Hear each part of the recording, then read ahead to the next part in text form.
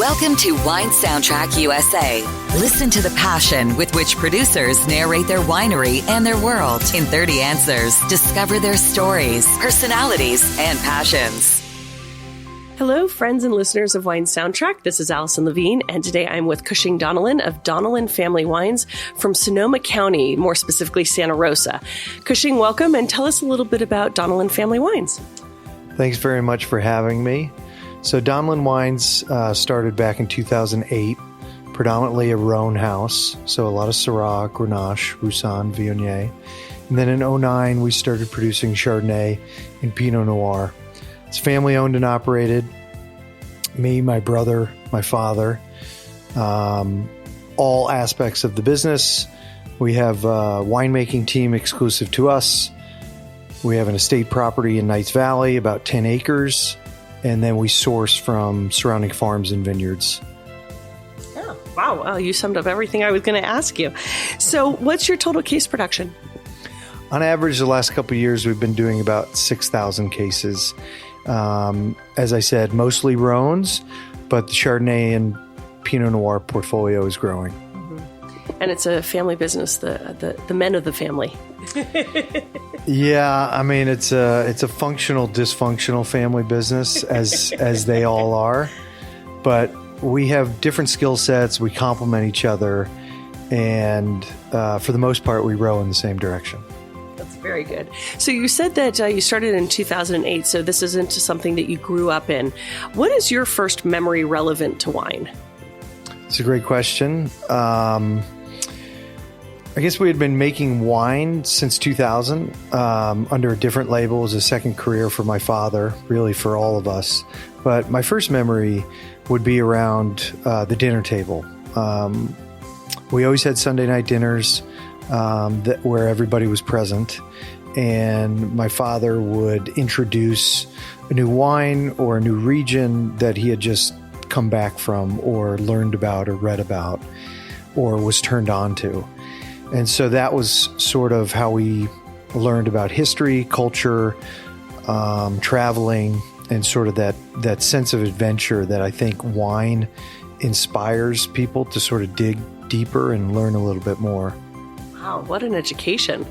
I'm jealous. So as you've had the pleasure to drink wines from around the world, is there one particular wine that stood out as one of those aha moments? I don't know what the reason of that aha was. Maybe it was about a particular grape or about a wine world or something, but do you remember the wine and what that sort of experience was? I think there are a couple of them. Everybody has multiple. But for me, one that really sticks out is probably 7 or 8 years ago when I was just getting into the business. And even though I had been around wine, you're not really into it or understanding it fully until you're absolutely in it. And there was a bottle of wine that I had my eye on in my father's collection out of curiosity because I liked the name. It was a 1981 Unico from Vega, Sicilia. And I don't think it was a particularly incredible year, even though it was the Unico, which isn't produced every year. But what struck me the most was the transformation that the wine had over 30, 45 to an hour, and just how it got better and better and sort of changed to where I was challenging my initial perception of the wine, and just got really curious about, the process. And, Vega Sicilia has a very specific, detailed process for how they produce and age wine. But that was like a really special moment that continues to stand out for me. Yeah, well, I just had the pleasure to drink some Unicos, so I understand that. So as you've traveled around the world, or as your dad has exposed you to different wines, is there a particular region that really stands out for making fantastic wine, or maybe it's your own region? Beyond Sonoma County, right, which truly is God's country. And, Sonoma especially, there's incredible properties, different microclimates. But We're drawn to, I would say, Burgundy and the Rhone, and we have a whole trip that's on the horizon. It's one of those things where we just need to pull the trigger on it, or all decide that we're not too busy to where we can take a week or two with the whole team and make the journey to go see, Hermitage or Chateauneuf. All these incredible places that we talk about, we're inspired by and reference, in our own bottlings. Mm-hmm. So I would say definitely more of a European influence. But the exciting thing about wine is, there's places being discovered or rediscovered, I should say, every day. Yeah, absolutely. Traveling around the world abroad, who do you think drinks the best in terms of quality? What region drinks the best? Sure. Or what country? Country? What population? That's a good question. In terms of value, quality, I don't know. Ratio, the whole deal? I would say the Italians, the Spanish, and maybe the French, but it seems like the Italian and the Spanish they seem to enjoy it more. Maybe they're a little bit more grateful about it. I don't know. So if we were to come to your home and go into your cellar or wine fridge or closet, wherever you store your wines, what would we find in there? What kind of wines? Well, you would find a lot of Donelan from the last 12 years or so. You would find friends, colleagues' wines that I'm supporting and enjoy. And then I try to build up some reference point wines. So producers that we admire from, France, Spain, and Italy. And then there's always a couple miscellaneous, if you will, from recommendations, things like that. So it's a mixed bag. I would say it's 50-50 domestic, foreign. And anything in particular you opened recently that gave you a lot of joy? That's a hard question. Every wine that I open up brings me a lot of joy, but I'm struggling to... Oh, yes, but it wasn't mine. Uh-huh. But I was just in Nashville for the Nashville wine auction, and we were doing a dinner at the host family's house with Roy Estate, Shirley Roy, who's fantastic. And the host, we're hanging out afterwards, going into his cellar, and I find out they love Syrah, they love Cab Franc, they love all these incredible things. He's turning me on to these amazing producers, and we're talking about what bottle to open up next. Mm-hmm. And he reaches for this sparkling champagne. And I get really excited, but the meaning behind it was what makes it so special. And so it's a 1990 vintage Dom Perignon champagne that he got a couple of these bottles for his anniversary, for his wedding anniversary. So I thought that was incredible that, I was worthy enough for him to share that, with me and the rest of the group that was there. And although it wasn't the most, pristine or, hallmark year, that's something I'll remember for a long time. So getting down to wine, red, white, or rosé? Red wine. Still or sparkling? Still. Do you think there's a such thing as a perfect variety? A perfect variety? As long as it's the perfect vintage. Yeah, I mean, it's a combination of all these things, but for a perfect variety, I think Grenache or Pinot Noir kind of hit a lot of the boxes. And what is your opinion of wine critics and scores? We love them. I think they have a place. They've always had a place, but with the rise of the internet and just the overall appreciation for wine now, I think people are more confident in sort of formulating their own opinions, which is great. But we still need guidance from somms, independent retailers, and critics and journalists. So you said that red wine is your preference. I know that you obviously will also drink red, sparkling, white, rosé, whatever is available. But when you're deciding to drink wines, how do you approach food and wine pairing? Do you think that there are rules to follow? Do you just drink what you want to drink, or do you look for certain things in particular? So wine pairings, for me, you can take very seriously, or you can be casual about it. And it's not to deflect or go around the question. I just think that it's less about flavors and more about the balance of a wine, or the acidity of a wine, the tannin of a wine, and then what kind of food you're mixing with it. Is it a fatty food? Is it something with some earth or spice? I think there's more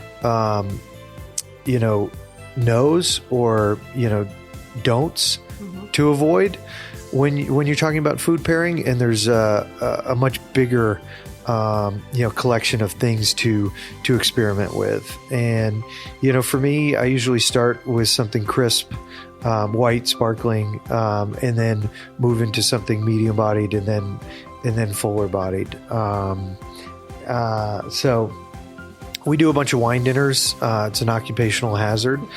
We really enjoy them. We think we're pretty good at them. But I always lean into the chef, and I think the pairings that sometimes they come up with are incredible. Like, we had a chef in from New Orleans, and they paired turtle soup with our Pinot Noir, and it was incredible. Really nice pairing. Interesting. So for somebody who hasn't had the pleasure to taste Donelan wines yet, what do you think they're missing out on? So I always say our wines kind of touch all the bases in terms of flavor, concentration, elegance, nuance, and subtlety. So we're not going to be something monolithic that's going to hit you over the head. We're going to have the full package, and that's because we're born in California, so we have the sunshine, and then we're educated or inspired by our European colleagues who have been doing this a heck of a lot longer than we have, and I think we can pull some elegance, some nuance, from them. And I describe it like listening to music. You don't need to listen to it on decibel 11 to hear it. I'm gonna bring that one up in a little bit. Stay tuned on that one. So if space aliens were to land on your property, which of your wines would you want to present to them? The Obsidian Syrah, which is our estate property, and it's actually, some journalist has compared it to if aliens came down to the Obsidian rock planet and made something super cosmic and far out like this Syrah. So it's kind of unctuous and wild. The nose on it is very primal, but all at the same time you just have this incredible elegance, almost feminine quality to it, which I think is why it's so dynamic and fun. Makes me kind of lick my lips when you say unctuous and primal. So you've been doing this for a number of years now, 2008 since Donelan started, but also you said that your dad was making wine, so I'm sure you kind of grew up around that. And would you say that you've noticed more variation from vintage to vintage, or do you see more similarities year after year? We are in a very special place in California where, we don't see grand change from year to year, but how do you look at vintage? Yeah, I would say vintage for a producer like Donelan is very important, something we're in tune with. Over the years, we've begun to understand the vineyards and the sources that we have more and more. So I think we can better serve them in the vineyard as well as in the cellar in terms of technique of pulling out some of these nuances and subtleties that only with time do you get an appreciation for or an understanding. So I always say that our wines get better and better every year, but that's because we are getting a greater understanding of these properties. But we're very in tune with the vintage. We're not making beer, which you can do every day. It's once a year. So, what happens in March and April has an effect when you come to harvest in, August, September, October. Well, on that, are there any signs or predictors that you look for that will help you determine what a vintage might be giving you? Yeah, I think everybody has the milestones of, bud break and, veraison. And, we keep copious amounts of notes and data. So I'd like to think we can pinpoint harvest within 7 to 10 days on a certain vineyard based on these little benchmarks. I know when you can look and feel and everything and you can make, assumptions of what it's going to be, but I think it's really all the factors, working together, because there are some that you can't control, especially the last couple of years with, the unfortunate natural disasters. And then at times labor, can be an issue. If you want to pick on a Saturday, and everybody wants to pick on a Saturday, unless you're going to go out there and do it yourself, you might have to wait until Sunday. So there's little things like that you have to sort of be comfortable with and just sort of roll with it. So have you and your brother and your father established any good luck rituals that you guys do when harvest is about to start? We haven't. We're constantly sort of talking and, meeting with our David, our winemaker. And, I think we haven't developed any sort of, ritual because we're all in separate places. Mm-hmm. I'm in Southern Cal, my brother's in Northern California, and my folks are on the East Coast. So we all spend a lot of time at the winery. Like, for instance, tomorrow we're all going to be together at the winery, but we don't have a special kind of handshake or anything like that. It's more of a nod. There's no sharing a beer or something with harvest. So as you were just saying, you live in Southern California. You go up to the winery a lot. Do you spend a lot of time walking in the vineyards and getting to know the vines? Yeah, I think that's one of the most rewarding things that I have the ability to do and feel very, fortunate. We work with some amazing vineyards, great partners, as well as having our own, which, we're in the process of replanting after losing it in the 17 wildfires. So that's been a whole nother level of experience in terms of, replanting, budding over, building it out. Why are we putting, these grapes or, budwood over here, in this part of the vineyard? So it's a huge, value to be able to do that. And I think it gives you a greater understanding of why the wine tastes the way it does. Once you're in it, once you see it. So that's one of the best parts of my job. Have you been known to ever talk to your vines? I'm more of a physical guy, so I make sure they're comfortable. They're well shaded, protected if they need to. If they're looking for a suntan, I can remove some canopy and give them a little sunshine. But yeah, we take close care, and I think that's another unique thing about Donelan is we're constantly in the vineyards, as much as we can, because half of it is based in science, and then the other half is that sort of soulful, nature and being in tune with how everything looks, feels, and smells. Well, they do say actions speak louder than words, right? That's right. So when you were little, what did you want to be when you grew up? Oh, geez. I don't think I had any other. It's morphed, right? So an artist was one thing, an actor, producer was another thing, and now it's sort of like a entrepreneur is where I'm going now. Which opens the door to just anything. So when you're not working, how do you spend your free time?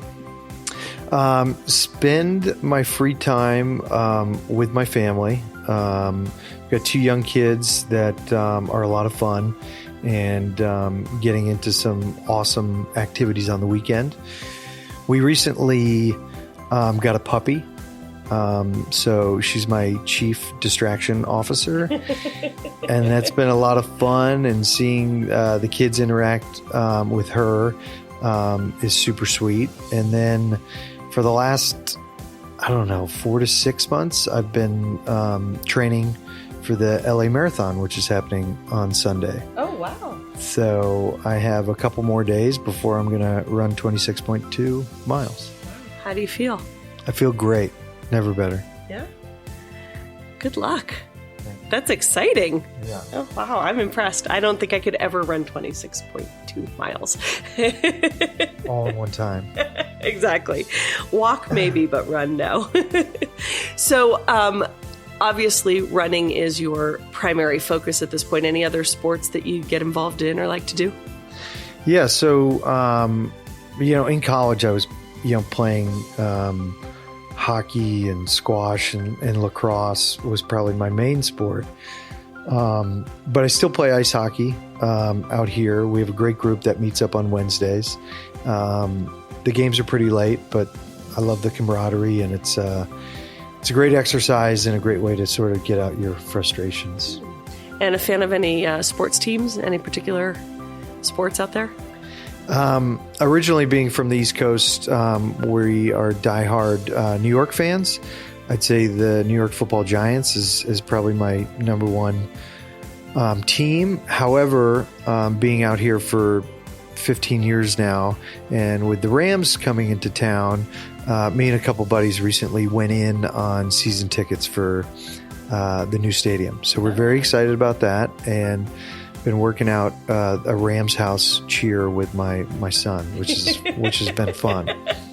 So if the Rams or the Giants, and hopefully they'll never play each other, but never for a championship. I hope you never have to choose between the two of them. But if one of them were to win a championship, which of your wines would you want to present to the team to celebrate? Interesting. I would present the Judge, which is a new Syrah property out of Bennett Valley that we started working with. And it's a killer site, cool foggy mornings, hot during the day, produces a really dynamic red fruit, and then just has this great sort of herbs to Provence and kind of this sage and sandalwood type expression to it. We're one of 3 people who have access to the fruit. It's a highly manicured site, and it comes from an area, Bennett Valley, that we are very passionate about. We actually have a lot of vineyard sites from that area that we're very excited about. So you said you have small children at home. I'm not sure how often you get to plan a romantic evening these days between training for a marathon and raising kids and a puppy. But when you're planning a romantic evening, what sort of wines get open to set the mood? So for the most part, I try to drink wines other than our own. I think it's a good way to keep perspective. But I'm into cocktails as well as wine. So usually start off with something tequila based, and then go to white and red. But sparkling wine, champagne, I think is a very excitable wine. I know Sunday we're going to have a big party after the marathon. Hopefully I'll be sitting down somewhere, and we'll definitely be drinking champagne and celebrating. So When you look back at your career, at your life, what would you say is one of the best pieces of advice you've ever received, and from whom? Wow. I think, my father has had a lot of great advice. And, sometimes it's tough to get advice from family members from time to time. I don't know why that is. It's a human thing, I guess. But, one thing that it always comes back to is hard work. And if you want something done right, you have to do it yourself. Now, that doesn't mean go isolate yourself and work in a vacuum. Because I do believe in building a team and finding people that are more talented than you at whatever this aspect is, and giving them the initiative to go out there and get it. Mm-hmm. But hard work and perseverance, and especially being in Los Angeles and my background in film and television. Hearing no, and really, having it roll off your back, especially in the wine world and how, competitive it is right now, to just keep pushing, keep driving. If it's something that brings you joy, you believe in, it makes you happy. That's, my version of success is being happy and finding good work. And if you could offer a little piece of advice to our listeners, aside from being happy and hard work and all the great advice that you use in your life, is there anything else you would add? Don't be afraid to experiment and try new things. Variety is the spice of life. And in the wine world, it really promotes experimentation. So when you do that and find somebody you love, like Donelan, make sure you ardently support them loyally every year. So when you look back at your career, what would you say is one of your proudest achievements to date? So my career, I categorize that as work and not life. I think, just if we could call it right now, I think it's, taking, Donelan, this, little family brand that we started, making, 2,000 cases with, and, growing it in size, but bringing it to an international marketplace. So my background, marketing, branding, business development, the last few years, bringing the wines to the UK, bringing them to Europe, Scandinavia, Asia. And then, a real proud moment for me was, putting the wine, in UAE and having it, on Emirates Air, and, a bunch of our customers, sending us pictures and, photos of, them, 30,000 feet in the air drinking Donelan wine. That's great. It's pretty cool. Wow. Yeah. Wow. So your wines are around the world. Yep. Congratulations. So complete this sentence for me. A table without wine is like? A table without the most expensive condiment on your table. So if you could imagine a scenario at dinner table you could share your wine with anyone from any walk of life, who would you want to share your wine with? Alive or dead? Your choice. That's a challenging question.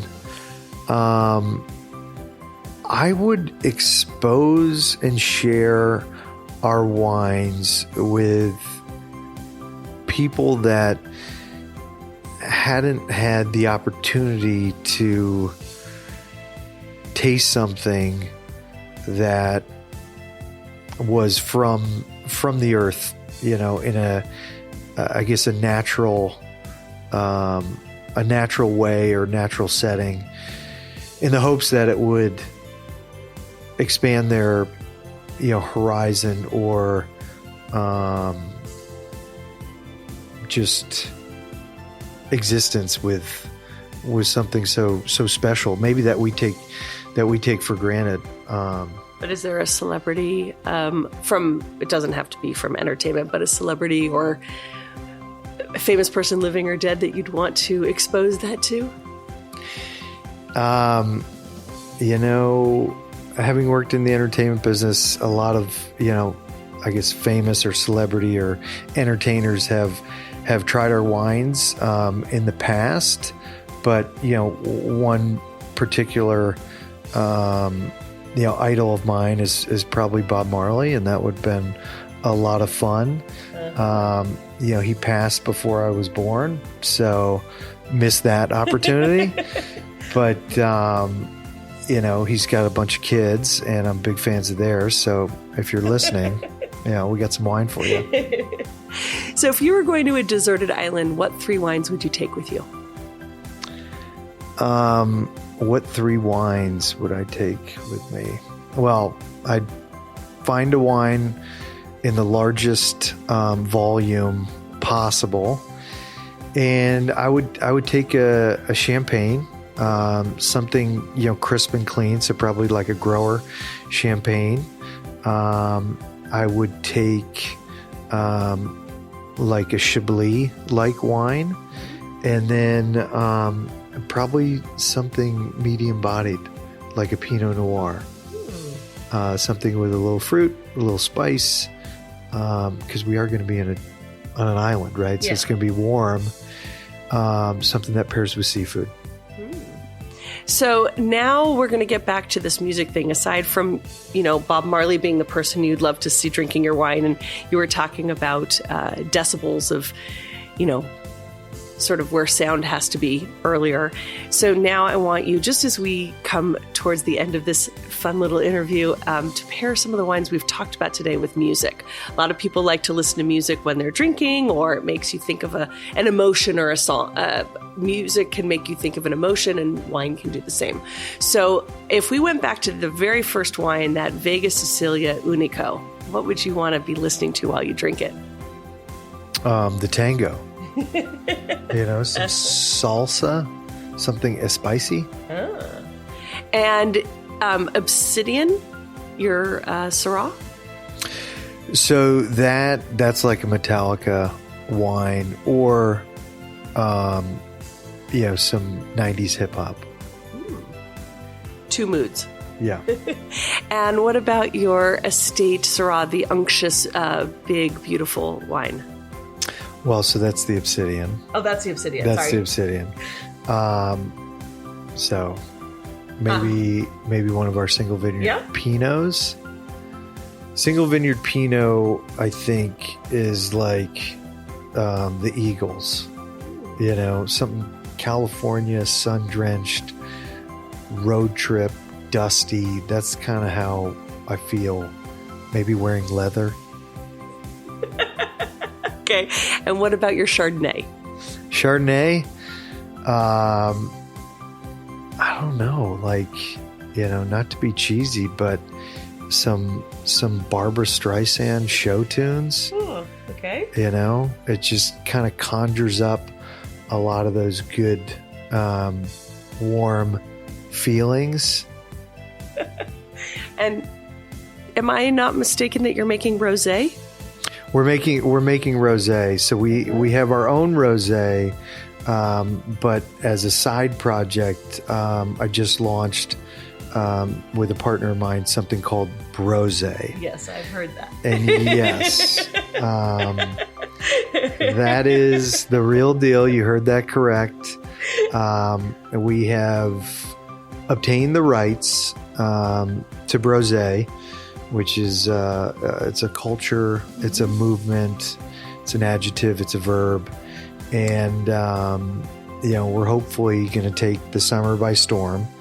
And we launched with like 100 cases, and then we're going to bottle 500 more on Thursday, and putting together like the cool, dynamic team full of like media influencers.